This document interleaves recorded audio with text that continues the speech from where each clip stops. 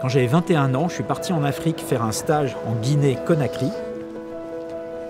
Et là, je devais faire la comptabilité analytique d'un hôtel. Et donc j'ai pris conscience soudainement d'une quantité incroyable de déchets alimentaires, alors qu'à 300 mètres, 400 mètres de l'hôtel, en fait, on était dans des zones de pauvreté absolue et avec vraiment des gens qui souffraient de la faim.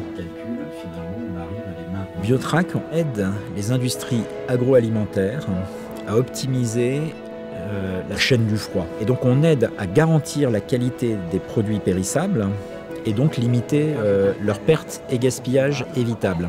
Alors voici les capteurs que nous avons placés chez notre client qui permettent de mesurer la température et l'hygrométrie. Ils sont installés donc dans un chariot qui transporte des barquettes de viande hachée. Il suffit de moins d'une seconde pour avoir l'état réel du produit à n'importe quel moment. Sur n'importe quel produit? Sur n'importe quel produit.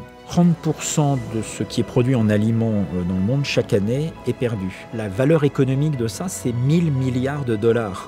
25% de cet ensemble de pertes se fait dans l'amont, dans la partie logistique. Une des raisons essentielles à ça, c'est que les opérateurs n'ont pas d'informations sur l'état des produits. Donc il va prendre toujours à peu près une décision qui pour lui est sensée, c'est qu'il va jeter le produit. On peut suivre tout ce qui se passe sur notre plateforme et quand on regarde, effectivement, nous avons une augmentation anormale de la température.